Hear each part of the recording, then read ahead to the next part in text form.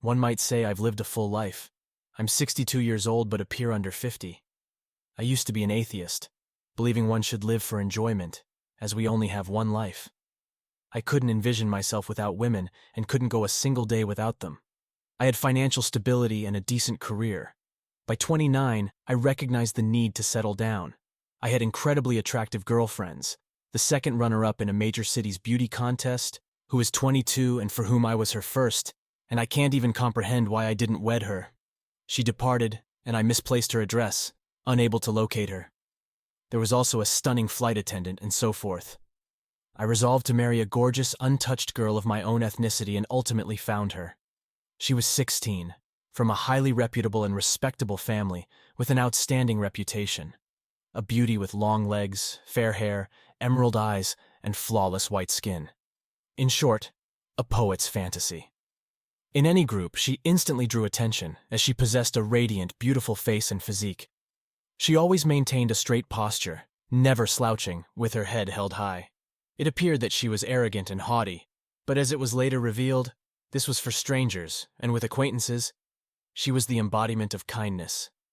The challenge was that there was no chance to converse with her alone for an extended period, and apart from me, there were numerous suitor candidates who were even more impressive than me in terms of appearance, wealth, and social standing. The odds of marrying her were slim. I understand that now, although at that time, I had a high opinion of myself. I managed to speak with her a few times, briefly, and partly not alone. Customs interfered. From the conversations, I understood that she was not foolish, had a sense of honor and duty. In short, everything I required. But the question was who she would select. Despite the presence of younger and even exceptionally handsome men, also my age and very wealthy, for some reason she chose me. I don't know why. Perhaps she sensed something in me. I detested lies, was always honest and truthful, and kept my word. I never played the hypocrite. Later I inquired why she chose me. The response was, I don't know, I liked you. Then she clarified that she considered the handsome 19-year-old a milksop, who by age would be difficult to take seriously. The wealthy man my age boasted excessively about his riches. Greed was sensed. And the son of a local oligarch and minister, well, that's his dad's money. Take away his car and clothes, he's nothing, and so on. Subsequently, the most successful, as it turned out, was me. Love and respect come to us after marriage, so the most crucial thing was to present myself to the maximum and get married, that is, to be the first in her life. There were options for college girls studying in the capital, another major city, and so on. But I, knowing the student way of life, did not want to get a technical virgin, although a couple of times I was interested. The first was graduating from an institute in the capital. I took the trouble to go to her place of study to meet with the guys and girls of her course. The result? No way, I don't need someone like that. The second was impeccable in her behavior, but having seen my future wife, I forgot about them. Before the wedding, I bought a 2-room apartment. After a few months of living together, my 17-year-old wife unexpectedly tells me, "If you have children, tell me, I will accept them as my own." I began to think, do I have them? But it seems not.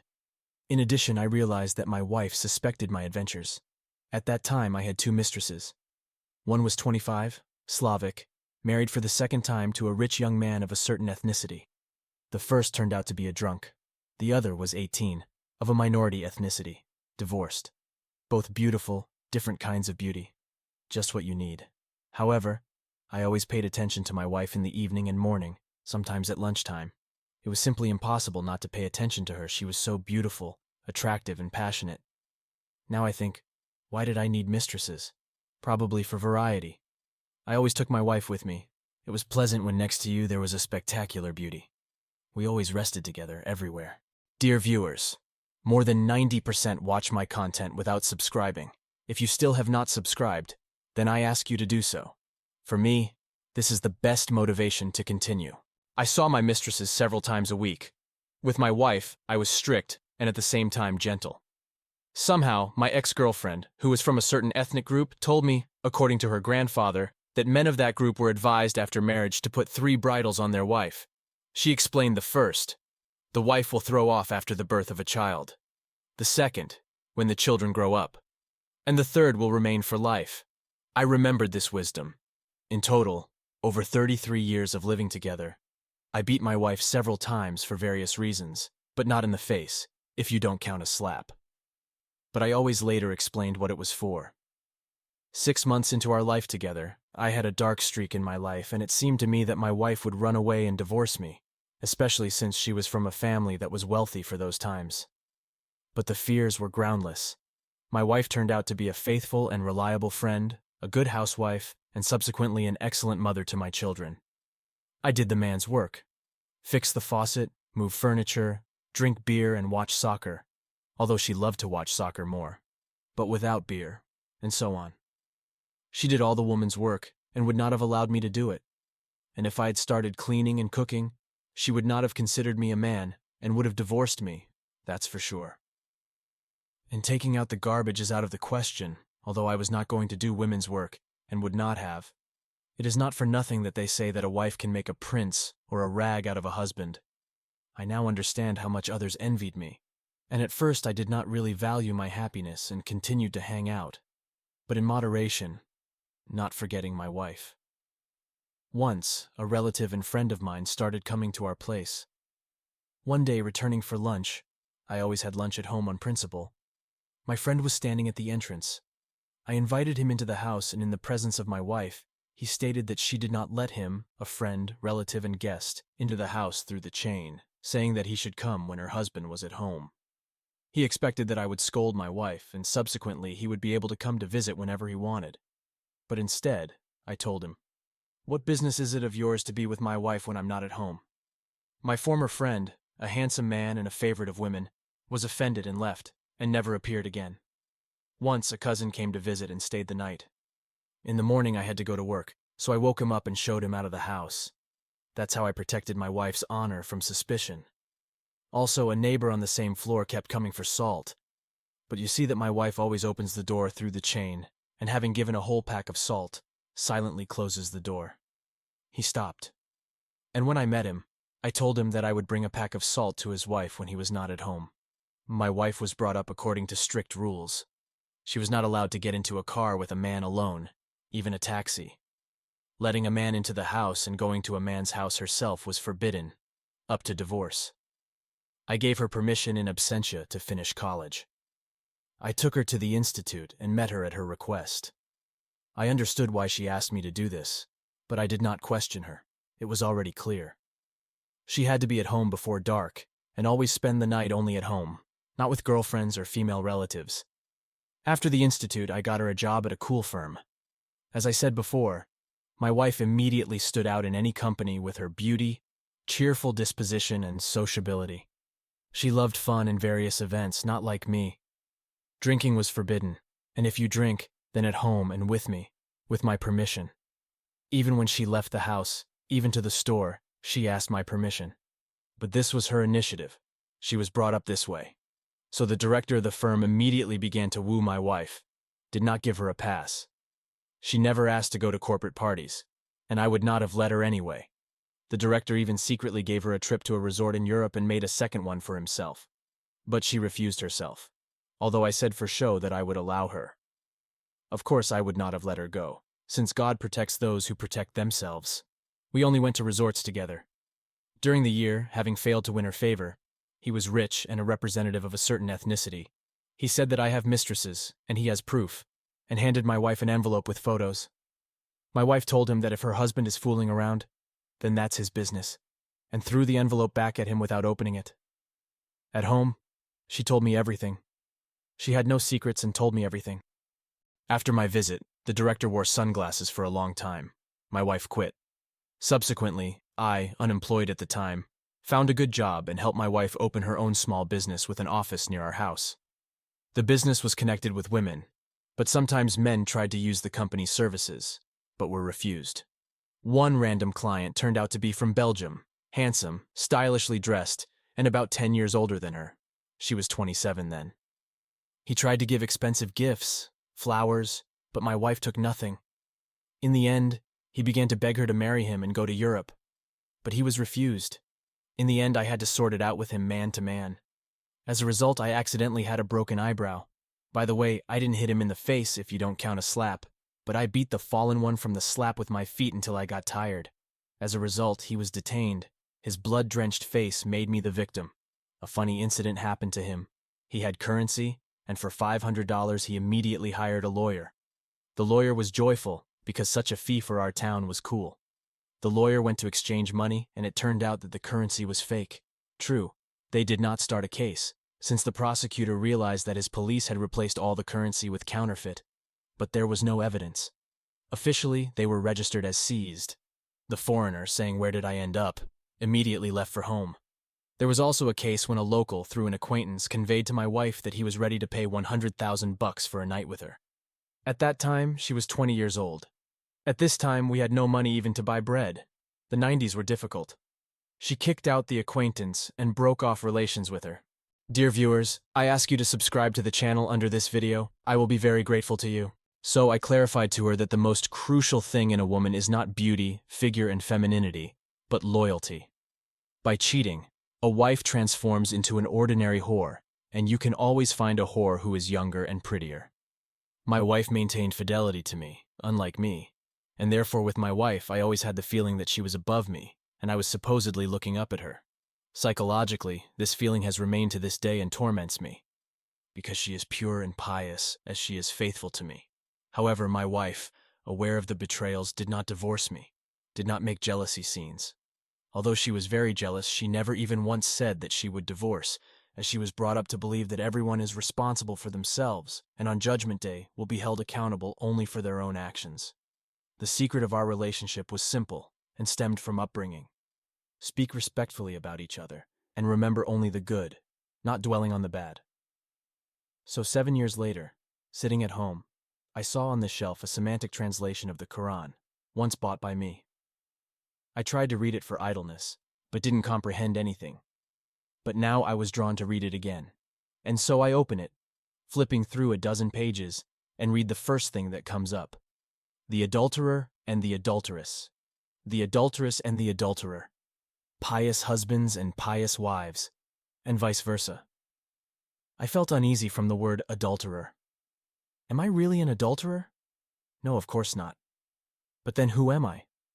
And it dawned on me that I am the most real adulterer. I recalled how one of my religious friends cited a hadith that if you commit adultery and spent a lot of money on it, then this adultery will return to your home for free. This is the promise of the Almighty, and also that in all religions it is written, "Do not commit adultery." And in the Quran it is said, "Do not approach adultery, do not drink wine, do not be alone with a woman," and so on. My parents and their parents were pious. There were no adulterers among the ancestors. And from the realization that I am an adulterer, I broke out in a cold sweat and realized that sooner or later my wife would cheat on me, or rather divorce me, and then I would marry an adulteress. I remembered some relatives and acquaintances whose wives cheated on them. At that moment, I decided that I would never be an adulterer again, and that I should respect myself, be proud of myself, protecting my honor, which must be restored. And for this it was necessary to repent before God, because He forgives the repentant.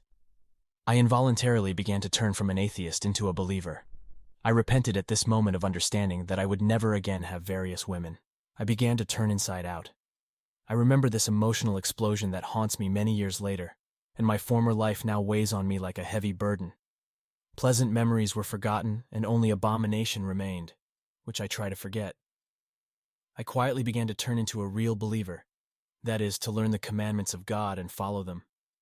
I remember one joke, how two in the womb of their mother, one asks the other, "Is there life there?" The second replies, "No, no one has ever returned from there." Or a parable about how a stream flows, rejoices and reaches the desert, where it begins to dry up and shouts, "I'm dying!" But the wind answers him, "No, you will not die, but turn into steam and fly on my shoulders to the mountains, where you will fall as snow, and over time melt and flow as a stream further to a full-flowing river." So, 3 more years later, already being a believer, I decided to marry again, as the faith allowed having 4 wives instead of mistresses. I really wanted to try other women again. I have always been straightforward and did not like lies. So I told my wife that I was going to take another wife, especially since I had a house and an apartment. I was 39 at the time, My wife was 26. This was before the adventure with the foreigner. My wife cried all day and then came up and said that she agreed, but asked me to consider her wishes. First, that the second wife be younger than her. Second, that she be prettier than her, so that she would not have to be ashamed for me. Third, that she not be from the poor, so that all acquaintances would not say that she married me because of her poverty. There was logic, and I agreed with my wife's conditions. Then my wife smiled through her tears and went to the kitchen to cook. Now I am 62 years old, and about a wife, I don't even hint anymore. Before I get married, she will marry 3 times, because she is still beautiful and has an excellent figure, is healthy, and most importantly, has an excellent reputation and the respect of all our surroundings. Among children and acquaintances, my wife always supports my authority, always speaks admiringly of me, and never tells anyone about our relationship. I also always follow etiquette. There has not been a single case where I would express myself inappropriately, with profanity, etc., in relation to children, or commit an inappropriate act in our life together. Once I had to spend a couple of months on a business trip in the capital. There I had to constantly communicate with one woman boss. She was 30 years old and I was 37. She was married to a big official. So after a month, she was surprised to admit to me that when she had previously met with me fleetingly for work, she had a low opinion of me, and even negatively characterized me in one report. She was surprised to get to know me better and seemed to fall in love. She was a very beautiful and spectacular woman, and her figure was something else. I've seen a lot of beauties, but this was one of the best. She wanted me, but I, with difficulty, overcame myself and refused. She cried, and this was, according to her, the first case in her life when she was rejected. She could not believe it, and subsequently said that I was worthy of respect and envied my wife, and would give a lot to have such a husband. I was shocked by her confession. I really did not expect it. However, life is not always smooth. Danger, as always, crept up unnoticed. Smartphones and social networks appeared. My wife, who was about 40 years old, registered on Facebook and began to communicate with several guys and girls in roles. There was nothing intimate. I had access to her smartphone. One night I had a very short dream. Something small like a bubble flashed in the house, and a thought in a dream. Beware of betrayal. I immediately woke up, took my wife's phone, and began to scroll through. And I found a correspondence for a couple of months with the guys. There was nothing intimate. The topics were varied, what she was doing, what she was cooking, and so on. But someone was already asking if she was beautiful, and asked to send a regular photo of herself, and she said she would think about it. The second asked for a phone number to discuss something. But the main thing was that she quietly, imperceptibly to herself, began to report to them what she was doing. And this was unacceptable because a wife should report only to her husband. I knew perfectly well what these guys wanted. I had a long conversation with my wife about her communication and explained that it was tantamount to her talking alone with the guys, which my wife had always avoided. After the conversation, having scolded her, I threatened with divorce. My wife immediately deleted her account and Facebook itself, and for these 9 years I have not seen or heard that she communicated with strangers on the phone. After she deleted everything, she came, fell to her knees, and began to ask for forgiveness.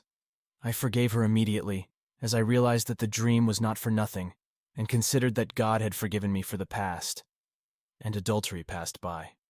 Currently, I have already had heart problems twice. The third time, the doctors said it would be the last, and I have little left to live, at best a couple of years.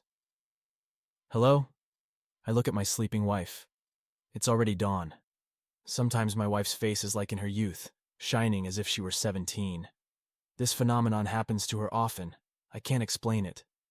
I look and think how lucky I am with my wife and how many times there were when I could have shattered our life through my own fault, and only thanks to her I avoided it. I became a believer, became better in everything.